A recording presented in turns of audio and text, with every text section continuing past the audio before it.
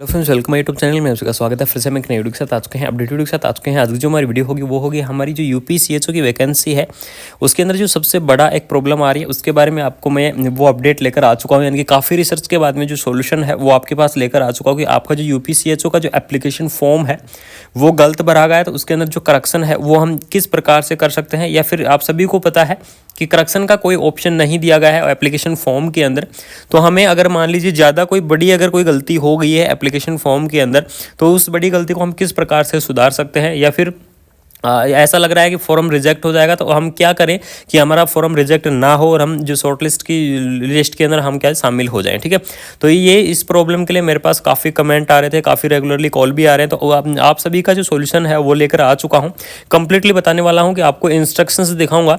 Official जो notification आपका जारी किया गया था, यहाँ पर देख लीजिएगा, डिटेल एडवर्टाइजमेंट आपका नेशनल हेल्थ मिशन की तरफ से जो जारी किया गया, उसी के अंदर आपको वहाँ पर जो सॉल्यूशन हो वो दिया गया था। लेकिन काफ़ी कैंडिडेट वहाँ पर नहीं देख पाए और सॉल्यूशंस का पता नहीं लगा पाए। तो आप सभी के लिए मैं आपको यहाँ पर बड़ी सूचना आपके लिए देने वाला हूँ। तो ये देख लीजिए, जिन कैंडिडेटों को ये डाउट है कि एप्लीकेशन फॉर्म बिल्कुल रिजेक्ट हो जाएगा, तो उनके लिए यहाँ पर जो सबसे बड़ी वीडियो होने वाली है, बहुत ही हेल्पफुल वीडियो होने वाली है आप सभी के लिए। ठीक है, तो इसमें देख लीजिएगा जो नोटिफिकेशन आपका किया गया है, जैसे ही आप स्क्रॉल करोगे तो आप सभी देख सकते हैं आपके पास नोटिफिकेशन होगा। तो इसमें क्या है, आपको डायरेक्ट चलना है किसके ऊपर, इंस्ट्रक्शंस के ऊपर। ठीक है, आपको क्या करना है, जो इंपॉर्टेंट इंस्ट्रक्शन दिए गए हैं यहाँ पर देख लीजिएगा, जो आपको इंपॉर्टेंट इंस्ट्रक्शन दिए गए हैं इस इंपॉर्टेंट इंस्ट्रक्शन के ऊपर जाना है। और इस इंस्ट्रक्शन के अंदर आपको बिल्कुल स्पष्ट लिखा हुआ है कि आपको क्या करना है। अगर आपका करेक्शंस या अगर गलत हो जाए या एप्लीकेशन फॉर्म गलत हो जाए तो आपको क्या करना है। तो चलिए डायरेक्ट आपको इंपॉर्टेंट करेक्शन की मैंने अलग से एक PDF बना रखी है, उसके ऊपर आपको मैं यहाँ पर बताता हूँ। ठीक है,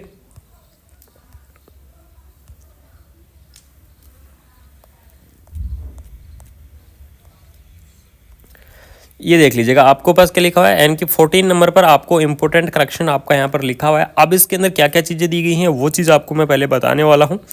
तो इसमें देख लीजिएगा, अगर कैंडिडेट यानी कि देख लीजिएगा, candidate must ensure the detail are correctly fill, यानी कि इसमें स्पष्ट लिखा कि कैंडिडेट करेक्टली क्या करें, फिलअप करें अपना जो एप्लीकेशन फॉर्म है उसको। उसके बाद में सक्सेसफुली आपको क्या करना है, सबमिट करना है क्लोजिंग डेट से पहले। इफ़ यानी यदि अगर एप्लीकेशन फॉर्म यानी कि अगर इनसबमिट होता है या इनकम्प्लीटेड होता है, अगर हाफ फिल्ड होता है, तो वो क्या होगा, ऑटोमेटिक रिजेक्ट कर दिया जाएगा। यहाँ पर देख लीजिएगा, आपको इनकम्प्लीटेड या फिर डिमांडेड किया जाएगा, उसको डायरेक्टली उस एप्लीकेशन फॉर्म को रिजेक्ट कर दिया जाएगा। ठीक है, इसके अंदर देख लीजिए, इफ़ यानी the candidate submit more than one application form या फिर last application form the treated final, यानी कि ये आप सभी के लिए बड़ी इंपॉर्टेंट लाइन होने वाली है। इस इंपॉर्टेंट लाइन का मतलब भी आपको मैं समझाऊंगा।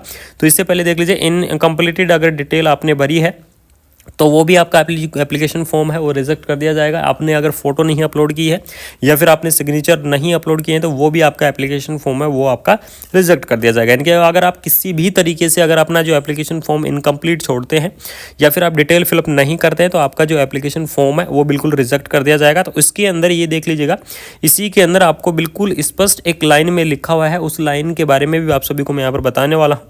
तो 14 के अंदर देख लीजिए 1 2 3 4 यहाँ पर लाइन लिखे, तो डायरेक्टली आपको क्या करना है, जो पॉइंट नंबर आपको यहाँ पर दे रखे हैं उसके अंदर मैं आपको लेके चलता हूँ। देख लीजिएगा 7 नंबर। ठीक है, इफ़ इसमें क्या लिखा हुआ है, इफ़ यानी यदि any candidate submit more than one application, यानी कि अगर कोई भी कैंडिडेट एक से अगर अधिक एप्लीकेशन फॉर्म को सबमिट करता है, यानी कि एक से ज़्यादा अगर एप्लीकेशन फॉर्म भरता है, तो last application form shall be treated final for the DV। तो लास्ट जो आपका एप्लीकेशन फॉर्म है, यानी कि मान लीजिए आपने दो आपके जो एप्लीकेशन फॉर्म है वो आपने सबमिट किया है, एक आपने पहले किया है, उस टाइम क्या हो गया, वो करेक्ट नहीं भरा गया, यानी कि उसके अंदर कोई गलती हो गई।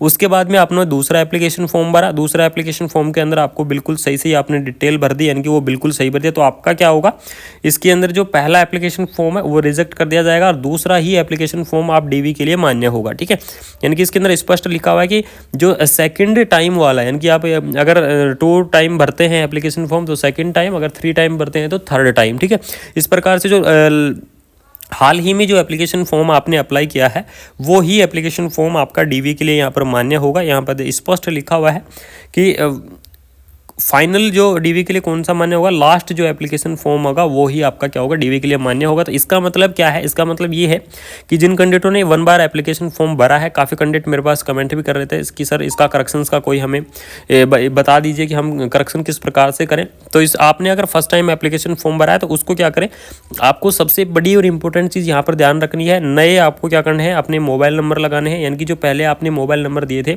वो मोबाइल नंबर आपको बिल्कुल नहीं लगाने हैं। साथ में जो आपने पहले फर्स्ट टाइम जो एप्लीकेशन फॉर्म भरा था उस टाइम आपने जो ईमेल आईडी दी थी वो ईमेल आईडी भी यहाँ पर यूज़ नहीं करनी है, ठीक है। इन 2 बातों का आप बिल्कुल ज़रूर ध्यान रखें, क्योंकि ये 2 बात आपके लिए बड़ी इंपॉर्टेंट रहने वाली है कि मोबाइल नंबर भी आपको नए चेंज करने हैं, जो ईमेल आईडी है वो भी आपको नई चेंज करनी है, ठीक है। यानी कि नए मोबाइल नंबर नई ईमेल आईडी के साथ आप क्या कर सकते हैं, सेकंड टाइम आपका जो एप्लीकेशन फॉर्म है वो आप अप्लाई कर सकते हैं।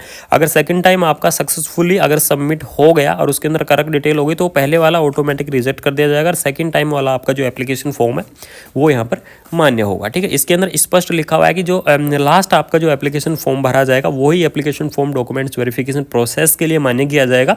बाकी जो पहले आपने जो एप्लीकेशन फॉर्म भरे हैं वो आपका यहाँ पर रिजेक्ट कर दिया जाएगा, ठीक है। इसके अंदर ये पॉइंट लिखा हुआ है। तो इसके अंदर अभी तक करेक्शन की कोई डेट यहाँ पर दी गई है, ना ही कोई ऑप्शन दिया गया है करेक्शन का। तो करेक्शन तो आपका बिल्कुल नहीं होगा ये एप्लीकेशन फॉर्म, इस चीज़ का आप जरूर ध्यान रखें। इससे अच्छा है आप ये दूसरा वाला तरीका है ये अपना सकते हैं, नए मोबाइल नंबर से नई ईमेल आईडी से आप जो न्यू एप्लीकेशन फॉर्म है उसको आप अप्लाई कर सकते हैं। तो ये आप सभी के लिए बड़ी अपॉर्चुनिटी यहाँ पर रहने वाली है कि जिन कैंडिडेटों को लिए बड़ी मिस्टेक हो गई है, ठीक है। जैसे जिन्होंने मान लीजिए कुछ कैंडिडेटों ने CCH नहीं अप्लाई किया है, कुछ कैंडिडेटों ने CCHN की जगह दूसरी चीज़ अप्लाई कर दी, कुछ कैंडिडेटों ने यहाँ पर किया गया नर्सिंग कंप्लीट, वहाँ पर जो मार्कशीट है वो मांगी गई थी लेकिन 4th ईयर की मार्कशीट ही उन्होंने अपलोड कर दिया गया है। तो इस प्रॉब्लम वाले जो कैंडिडेट हैं उन कैंडिडेटों से सिर्फ यही कहूँगा कि आपको सेकेंड टाइम आप अपना एप्लीकेशन फॉर्म भरें, अच्छे से एप्लीकेशन फॉर्म भरें, डिटेल आप अच्छे से भरें, और उसके अंदर जो सबसे बड़ी इंपॉर्टेंट चीज़ है वो ये है कि ईमेल आईडी और मोबाइल नंबर आप नए रखें, ठीक है। यानी कि वो पहले वाले मोबाइल नंबर ना लगाएं। और इसी के साथ साथ एक बड़ी इंपॉर्टेंट चीज़ इसके अंदर जोड़ना चाहूँगा कि साइट इशू रेगुलरली चल रहा है, आप सभी को पता है साइट बिल्कुल नहीं चलती है, डे टाइम तो बिल्कुल नहीं चलती है। तो इसका टाइम मैं बता देता हूँ कि आपको क्या करना है, मॉर्निंग टाइम यानी कि मॉर्निंग 3 AM से लेकर और 7 या फिर 6 AM तक आपकी जो साइट है वो बहुत अच्छी चलती है, 3 AM से 6 AM के बीच में। तो उस टाइम आप क्या करें, अपना जो एप्लीकेशन फॉर्म है वो अप्लाई करें, तो बहुत ही अच्छी साइट चलती है, क्रैश भी नहीं होती है, रुकती भी नहीं है। तो उस टाइम आपका जो एप्लीकेशन फॉर्म है वो आपका जल्दी भरा जाएगा। तो सभी से निवेदन है कि सुबह मॉर्निंग के अंदर अपना जो एप्लीकेशन फॉर्म है वो अप्लाई करने की कोशिश करें, या फिर अगर डे टाइम अगर आपकी जो चलती है साइट तो वो आप क्या कर सकते हैं, भर सकते हैं, ठीक है। करेक्शन का एक लास्ट उपाय यही है, लास्ट और फर्स्ट उपाय यही रहने वाला है, इसके अलावा कोई ऑप्शन नहीं मिलेगा आपको करेक्शन का। और इसमें देख लीजिएगा स्पेशल आपको यहाँ पर नोटिस के अंदर दिया हुआ है, ये कोई गलत नहीं है, स्पेशल इसके अंदर नोटिस दिया हुआ है कि आप कितने भी फॉर्म भरें, चाहे 2, 4, 5 कितने भी बने, तो आपका लास्ट जो लेटेस्ट फॉर्म आपका भरा जाएगा वो आपका मान्य होगा, ठीक है। यानी कि आपको लास्ट के अंदर जो फॉर्म भरा है वो फॉर्म ही आपका मान्य होगा, पहले वाले आपके फॉर्म मान्य नहीं होंगे। तो ये बड़ी अपडेट आपके लिए पहुंचाना जरूरी था, आप सभी के लिए यहाँ पर सॉल्यूशंस लेके आना जरूरी था, क्योंकि काफ़ी कैंडिडेट परेशान हो रहे थे। तो फाइनली आप सभी का जो सॉल्यूशन है वो मैं लेकर आ चुका हूं। तो अगर वीडियो अच्छी लगी, इन्फॉर्मेटिव लगी तो चैनल को सब्सक्राइब कर दीजिएगा। जय हिंद।